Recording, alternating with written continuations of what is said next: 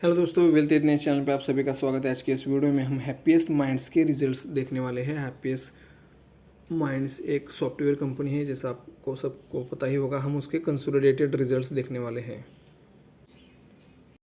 ये सभी फिगर जो है वो लाख रुपीज़ में है, हम उसको करोर्स में कन्वर्ट करेंगे। अगर हम रेवेन्यू फ्रॉम ऑपरेशंस की बात करें तो 406 करोड़ का रेवेन्यू रहा है दिस क्वार्टर में, जो पिछले क्वार्टर में 390 करोड़ था और पिछले साल के सेम क्वार्टर में 355 करोड़ था। तो अगर हम क्वार्टर ऑन क्वार्टर बेसिस पे देखते हैं तो 4% की ग्रोथ हमको रेवेन्यू में दिख रही है, और अगर हम ईयर ऑन ईयर बेसिस पे देखते हैं तो 14% की ग्रोथ हमको दिख रही है।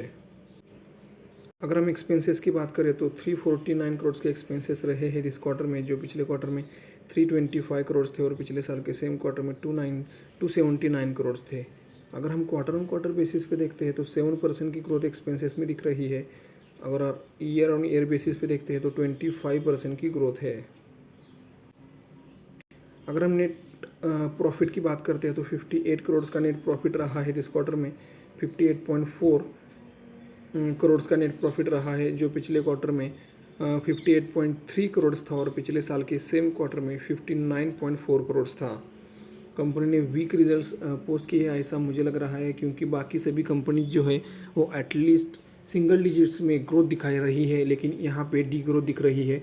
अगर हम क्वार्टर ऑन क्वार्टर बेसिस पे देखें तो क्वार्टर ऑन क्वार्टर बेसिस पे ये फ्लैट रहा है। 0.17% की ग्रोथ है नेट प्रॉफिट में, और अगर हम ईयर ऑन ईयर बेसिस पे देखें 1.68% से नेट प्रॉफिट घटा है।